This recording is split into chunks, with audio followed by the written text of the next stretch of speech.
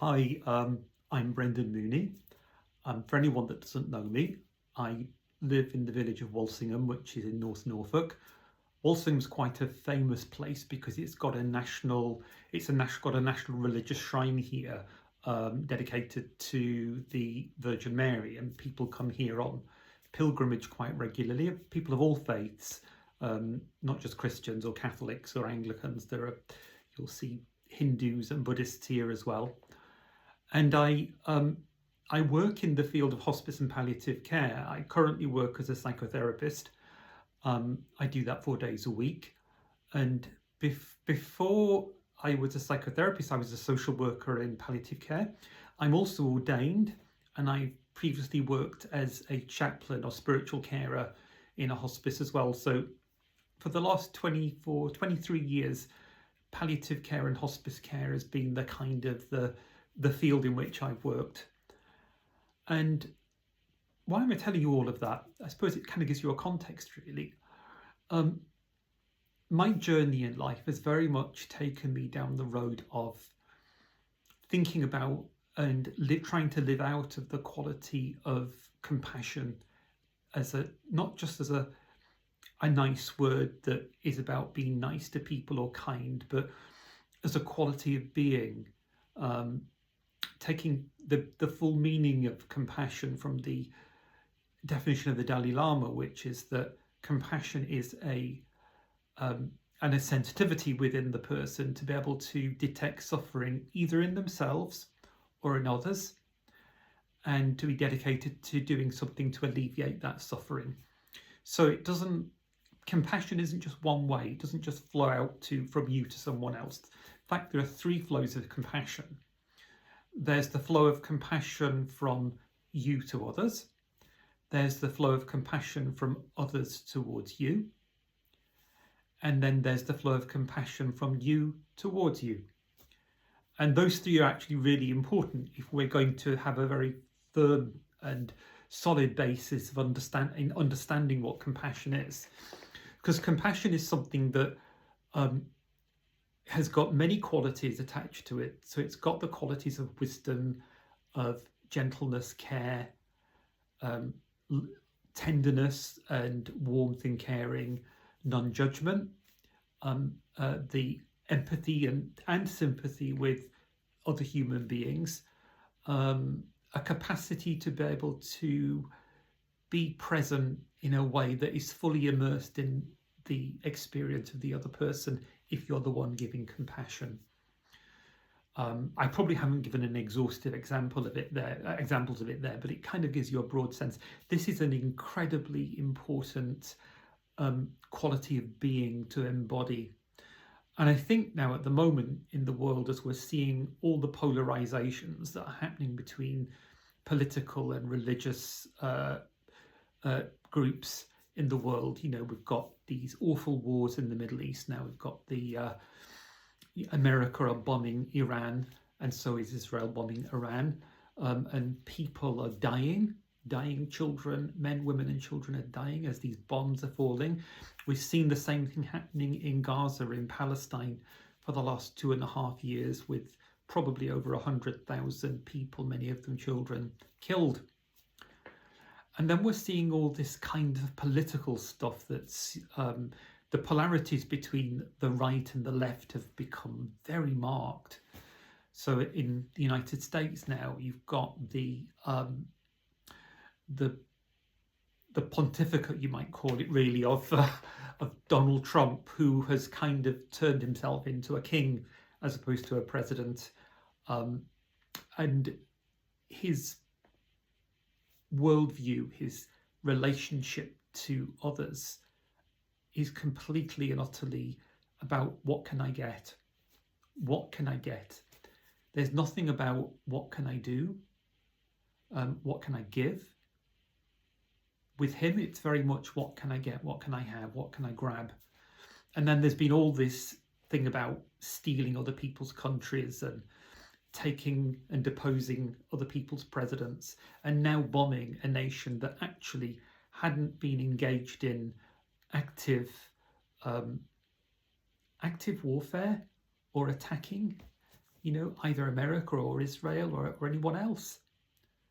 So we've got all this madness going on at the moment, and then you've got the whole Ukraine situation where you have, which has been going on for the last 4.5 years, in which so many people have died, so many people have, certainly people have been killed in air bombings, and then you've had probably hundreds of thousands of young men made to serve in the military on both sides, the Russian and the Ukrainian side, who have been meat for a meat grinder. Sometimes it's really hard to comprehend just how nuts humanity is. It's really hard to comprehend it, isn't it? When you kind of collect it all together like I've just done there, and you start to think about it, it's like, what species would set out to deliberately seek to harm itself?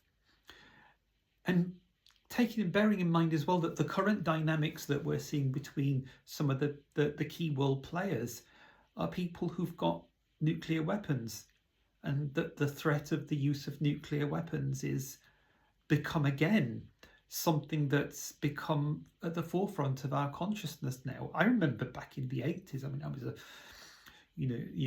teenager and young adult in the 80s, and worrying about the threat of war between Russia, the USSR then, and the United States and the rest of the world. We lived in fear of that happening. And then the Berlin Wall came down, and everything seemed to take on a positive hue. There was collaboration then between the Eastern and Western Bloc countries, and look at where we are now.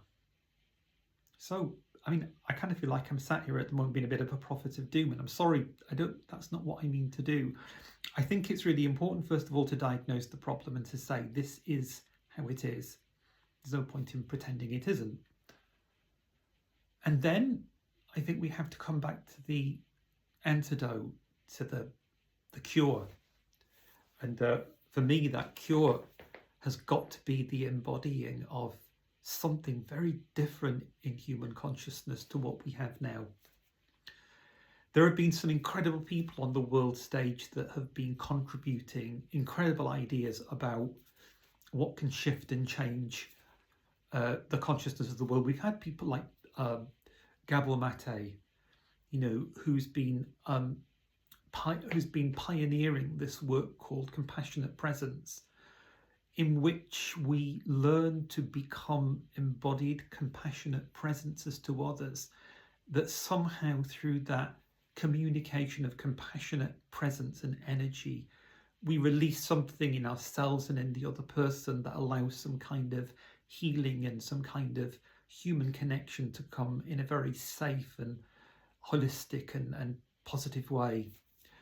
And then we've had Paul Gilbert, who who brought into the psychological world the therapy called compassion focused therapy, which is an incredible fusion of Western psychology, attachment psychology, cognitive behavioral psychology, and all the other developmental theories with Buddhist philosophy of compassion and neuroscience and the biology of evolution, the evolution of the nervous system, the brain, and the interface of all of these that can bring forth in us really, really powerful qualities such as warmth, caring, tenderness, those deep mammalian qualities of being that then our rational cognitive brain is able to mediate into the language of compassion, the language of welcome. You're welcomed, you're appreciated, you're cared for, you are important, I see your suffering, and I want to help alleviate that suffering, which is the language of compassion. And then we've had people like Iain McGilchrist. Now, Iain McGilchrist has done some incredible work. He's a psychiatrist and philosopher looking at the human brain. And he's very much convinced that humanity at this time of history, particularly Western humanity, are operating out of a very small part of the brain, the left hemisphere, and within very restricted kind of short-term, sort of short-term, immediate, sort of immediate responding cognition that's into short-term planning, short-term thinking, reacting to life, reacting and responding, transacting on the in a kind of a way that doesn't really allow those deep qualities of being, what we would call compassion, warmth, care, love, tenderness, to kind of break through. The workplace is driven by this kind of honing of the left brain into tasks, or task-focused or task-centered living and doing. So we all feel like we're just permanently at work really a lot of the time. And what Iain McGilchrist has invited us to consider is that when we use all the hemispheres of our brain, the right brain and the left brain, the right brain is capable of a different sort of cognition and thinking and reasoning to the left brain. It's also capable of symbolic thought and symbolic representation, and being able to understand the kind of the non-verbal, the nuance, the importance of the faculties of the human being that are not just defined by words and deeds and thinking and rationality, but it marries together with the capacity for rationality and the capacity for deep thought as opposed to short-term thinking.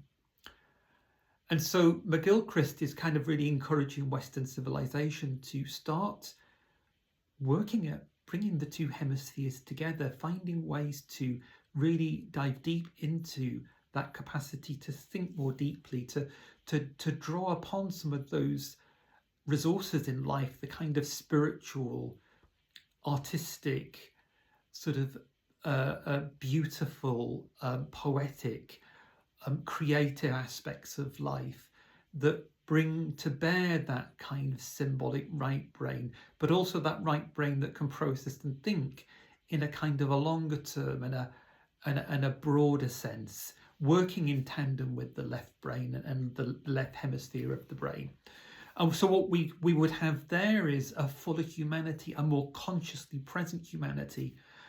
And my deepest guess is that, well, when we're delving deep into two hemispheres of the brain, we're actually going to start eliciting deeper ways of knowing, deeper ways of understanding and perceiving, and I would say that might even move into what we would call a sixth sense, an ability to know things without seeing them or touching them, without using the five senses, which often happens in, particularly between healthcare workers and their patients or clients, that sort of deep knowing that can happen, that deep connection.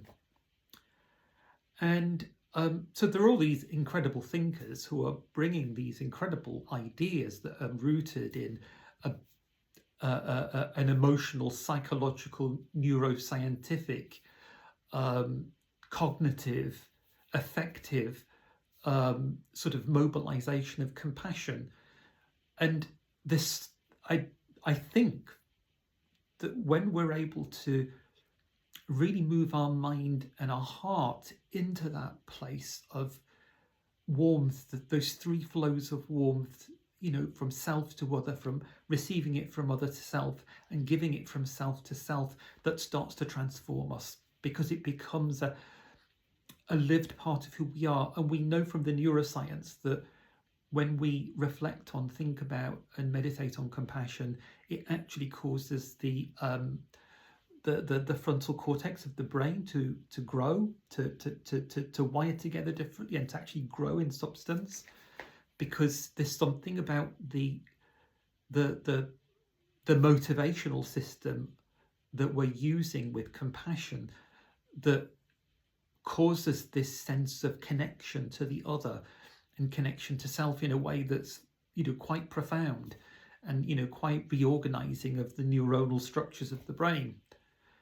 Because remember, we are embodied people, and a shift in we talk about a shifting global consciousness, that we become a more conscious, more connected, more interconnected, more sort of loving and caring and concerned about each other. Well, that's happening within the biology of our body. It's not just happening in the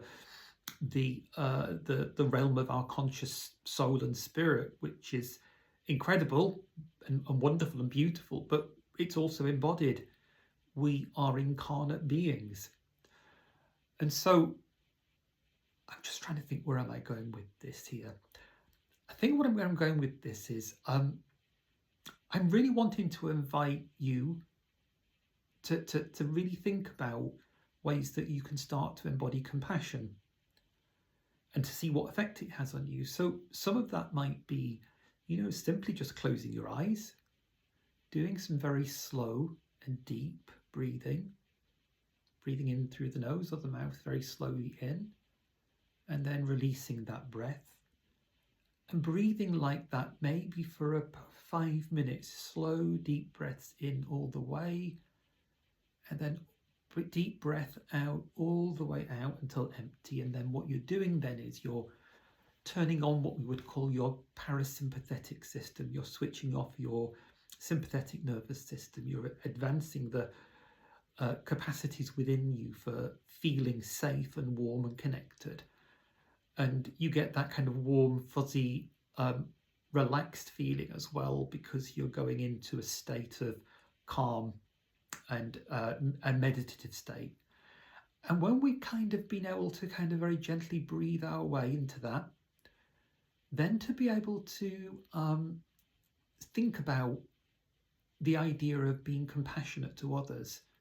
Imagine offering compassion to people that you know and love. In the Buddhist tradition, they have loving kindness meditation, and people imagine a person in their mind that they want to offer love to, or compassion to, sorry, and they'll say these words: may you be safe, may you be well, may you be happy, may you live with ease. And then they will offer it back to themselves, thinking of themselves, directing the compassion back to themselves. May I be safe, may I be happy, may I be well, may I live with ease. And then it might be offered to the whole world, so imagining all of humanity on earth. May all beings be safe, be well, be happy, live with ease. And you've got to really put the intention behind it as you're offering it to self or to other, imagining the giving of compassion and the receiving of compassion. And that's the very meditation that actually causes our brain structures to change. The evidence is very clearly there, and you can look it up online if you want. So I think that's enough for now. I just wanted to get going with making some of these videos just to kind of offer us some thoughtful inspiration and hope at this time, because the world is a bit of a shit show at the moment, isn't it? Turning on the news doesn't feel very safe, almost, because you're kind of thinking who's being bombed next. And it kind of makes us feel like, it can make us feel a bit hopeless, because it's the powers above that are making these decisions. And I'm going to say a little bit more in some other videos about the spiritual and metaphysical power of mediating compassion in the world, which we can do. And there is evidence that shows that our being a embodier of compassion can then become a mediator of compassion, that we don't just give it to the people near to us, we can actually give it work further and wider than that. But that's for another video. This is my first one just to kind of say hi. And these are some of the things I'm thinking about, and some of the things I'm inviting you to think about as well. So I hope you have a really good Saturday evening. I'm now going to go off. I'm driving down to Cambridgeshire to be with Terry, and I will talk to you again soon. Okay, much love, lots of love. Bye-bye.